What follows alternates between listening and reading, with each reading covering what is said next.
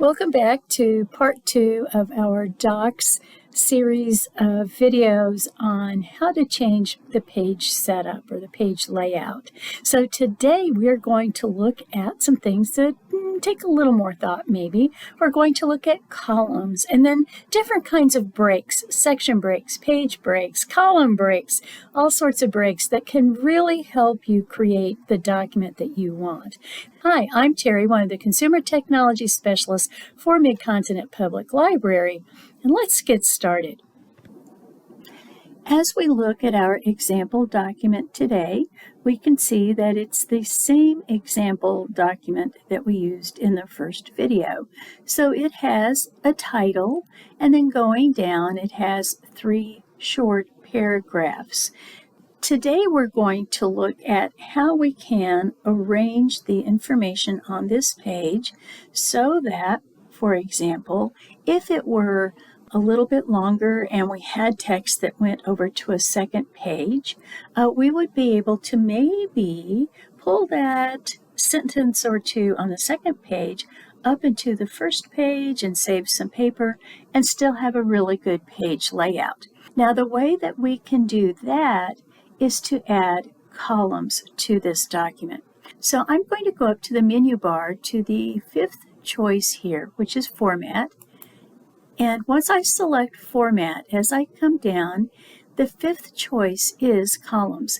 And as I hover my mouse, you can see that over on the right, it says that right now, this document is in one column. And I think that's always a surprise because I never really think of a document being in columns when it's just filling out the page.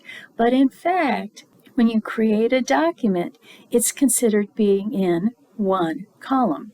Well, let's look at 2 columns then. So we'll click on the 2 columns and we get a really nice example. Now we can see that the title goes over to the left here a little bit and it's kind of scrunched over a bit. And then our columns, as I go down the page, just go down and down until they fill that left column. And then what is left over comes over to the right column. So I might even zoom out here just a little bit. Right now, as I look at our toolbar, we're at 100%. Let me go down to say 75%. And that helps us see that just a little bit easier. So 2 columns fits pretty well on this page. And again, we may even have extra space with those 2 columns. Well, one of the other options was 3 columns, so let's see what happens with that as well. So let's go back to Format in our menu bar, and then down to Columns. Instead of 2 columns, let's go to 3, and we'll click on that. Now, as you can see, as you add columns, the amount of text or numbers that you can get in a column is much less. So that is, I think, why we can only go to 3 columns. If we went to 4 columns, it would be difficult to get more than a word or 2 within that column, and then it would just make the reading very difficult. One of the reasons why we add columns is to make the reading easier and faster because people are reading just shorter phrases at a time rather than going clear across a page and reading the whole thing. But even with 3 columns, this starts getting kind of like too short, and it becomes a little more difficult to make sense sometimes of what is being said because you're really breaking those phrases apart in some cases. Notice also that our title is now on 2 lines instead of 1. So the 3 columns in this case is just even too much for what we have written. So let's go back to Format and go down to Columns, except this time to change it to 2 columns instead of just clicking on the icon for 2 columns, let's come down to More Options and click on that. Now, when we get this little dialog box, the first thing is, well, what's the number of columns? And we can click on the drop down and select 2, or we could type a 2 as well. And then it says, what spacing do you want between those columns? And the default tends to be a 1/2 inch. Well, sometimes I think, oh, I could just make it 1/4 of an inch. So I could come in here and type, say, 0.25, and then I could pull those columns closer together, and let me click Apply. And now I should have been able to get more on that first column, which also lets me get more on the second column. And again, if I'm trying to get a lot of text onto the first page, then this may be the choice that makes the most sense. Now, I did see one other option here, which is kind of interesting. So let's go back to Format and down to Columns, and again, more options, because our third choice here is line between columns. Now, when I start putting a line between the columns, I think you see this in newspapers quite a bit, maybe even magazines, then the spacing at 1/4 inch may be too close. But let's look at it and see what we think. So let's put a line between the columns and then click Apply. So yes, now that's a little close, but I kind of like that line. So let's go back to Format and down to Columns and our More Options. And we'll keep our line between the columns, but now let's take out the 2 of the 0.25, make it a 1/2 inch, and click Apply. And that spacing looks okay, doesn't it?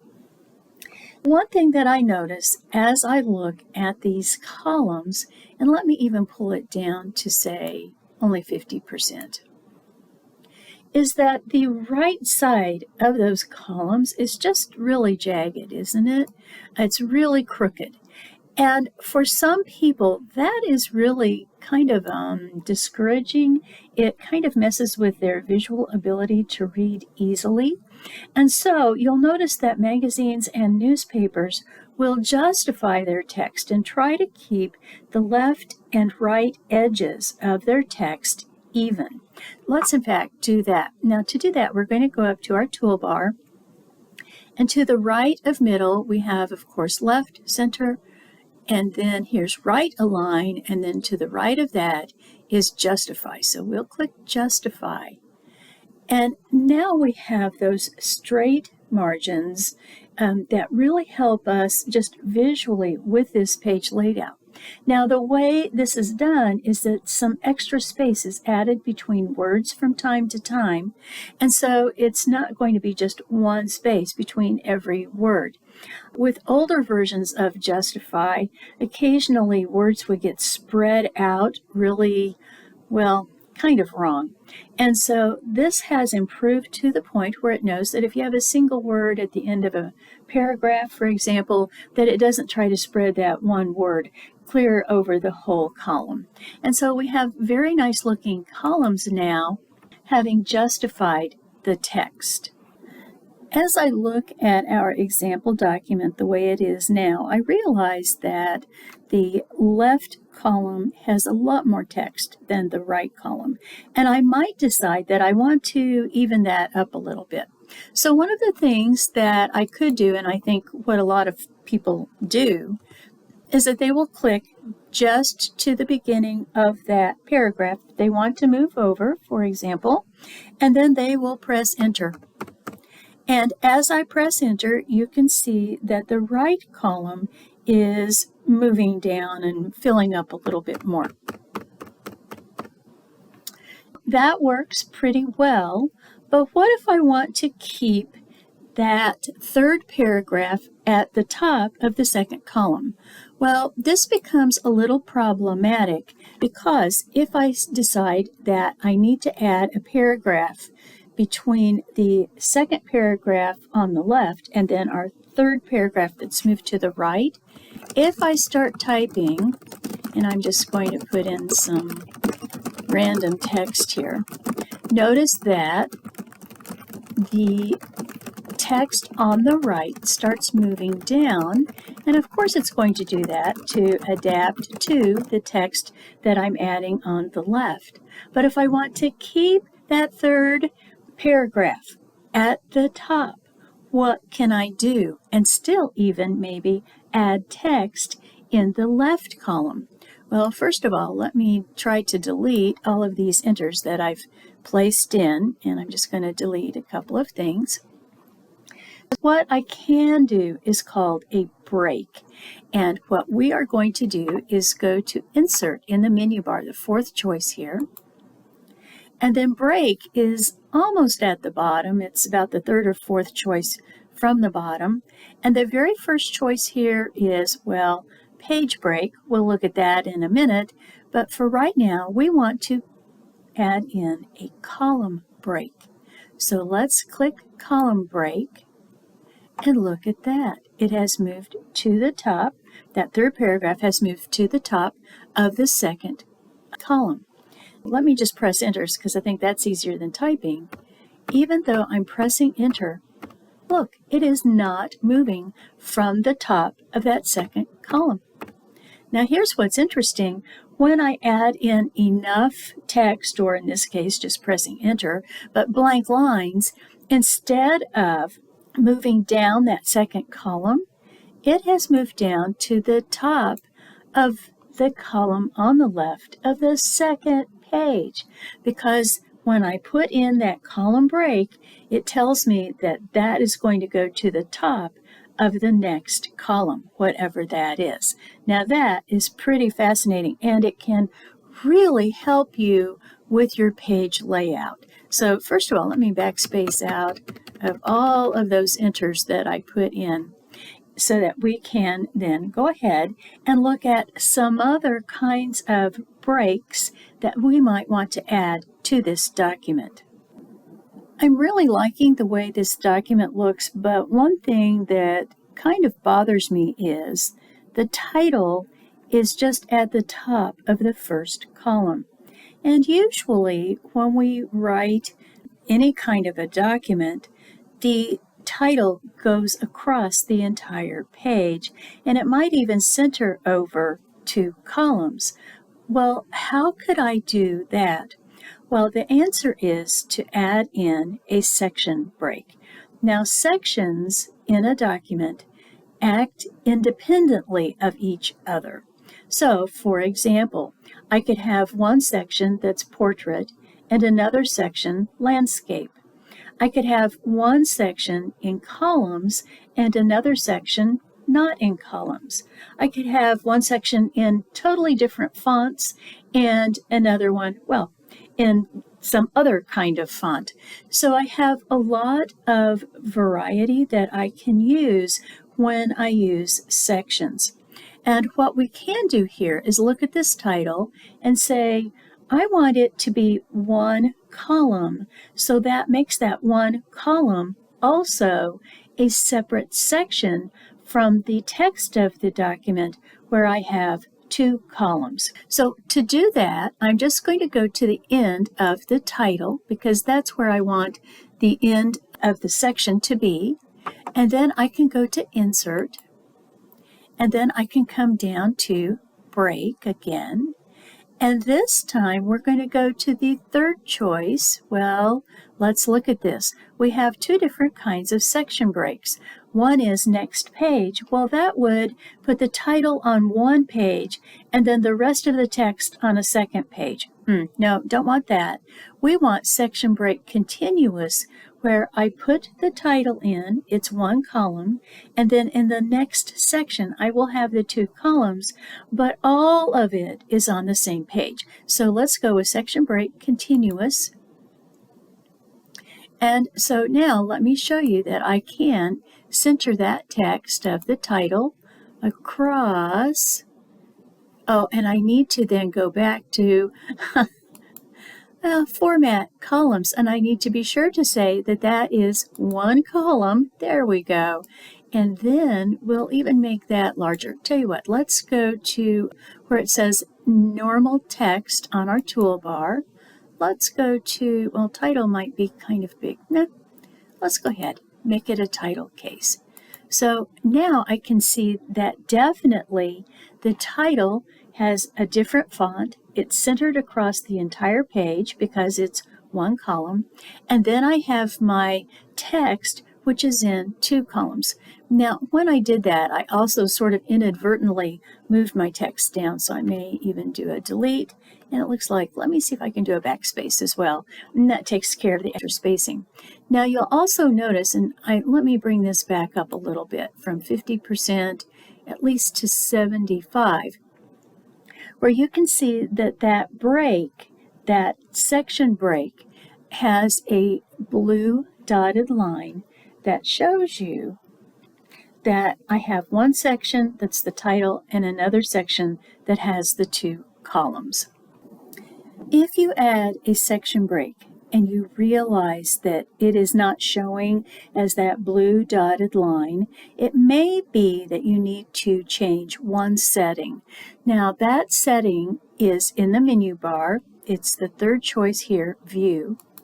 And when I select View, I can come down, and it's really the last choice here where it says Show Section Breaks. And you can see by the check mark that I have that turned on for my document. So if you don't see it, this is where you would need to go to click on that option to turn it on so you can see where your section breaks are. And that becomes really important. The more complicated the document, the more you will really appreciate having that choice. Well, we did talk a little bit about a page break, and we just briefly said we would look at that later. So let's look at a page break and what that means. So I'm just going to click here at the beginning of one of the sentences, and let's say that for whatever reason I've decided that where I've clicked and forward needs to go on a new page. Well, one of the things that I can do is use Control-Enter and enter the page break there. When I enter just a plain page break, it keeps the same formatting that the first page had. So here, I'm still in 2 columns. The font hasn't changed. The portrait view hasn't changed at all. And when I look at the bottom of the second column and where I did click, or where my mouse was placed, you'll see that, there's no dotted line here because I didn't add in a section. I just said, I want a new page. Well, let's undo, because there's another option or two that we might consider. So again, I'm just keeping my cursor where it was, and we'll go back to Insert and down to Break. And we can see right here the first choice that we saw earlier, Page Break. Now this is going to be exactly the same as Control-Enter, but let's click on it. And yes, now we have that text moved down to the second page, but it is still in 2 columns, or the page is, and there's no blue dotted line where the mouse had been. Well, let's undo, because I might decide that I want to move this text down to another page, but I also want to be able to have that second page act independently of the first page. Maybe I want to put it in 3 columns or 1 column. Maybe I want to make it landscape, and yet I want to keep all of this in the same file. Well, what we can do is, keeping my mouse cursor where it was, we'll just go back to Insert and come down to Break. And this time, instead of having a continuous section break, which is what we did before with the title, we'll go to Section Break, Next Page. First of all, let's go back up to the first page, and we can see that now we have that dotted blue line that says we've inserted a section break. And I can come down to my second page, which is another section. So this is really section 3. And what I could do, gosh, let's see. Let's first of all make it, well, let's go to Format and go to Columns. And instead of 2 columns, because I really think maybe that's a little odd looking, let's make it back to 1 column. Look at that, no problem. And I could make it landscape. So we can go to Format as well, and then where it says Page Orientation, and again that's about halfway or so down this drop down, Page Orientation, let's make it landscape. and click OK. Look at our document. We have one section that is just the title. It is one column and it has some fancy formatting to it. In our next section that we can see because of the blue dotted line, we have two columns, and we even have a column break. And then we have another blue dotted line that shows us another section break, where as we come down, we can see page 2, section 3, and we can see that we've made it landscape and back to one column. As I move back up this document, you can see that it has really changed from the original just 3 paragraphs that we had, and it's just all due to inserting different kinds of breaks, section breaks, column breaks, page breaks. And they save you from having problems with your document because you've used enter, enter, enter, trying to get the text where you want it to be. You'll find that section breaks, column breaks, or page breaks are so much more reliable and consistent and help your document really look the way you want it to look. To learn even more, be sure to go to mymcpl.org/online learning, where you'll find such great resources as Universal Class, LinkedIn Learning, and Learning Express Library.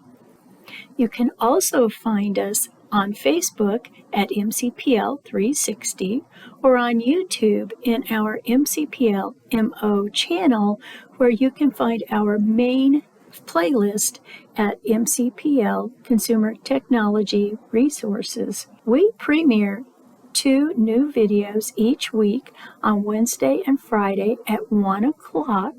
But if you missed the premieres, don't worry, because we always keep our videos on both Facebook and YouTube so that you can come back and watch our videos at your convenience.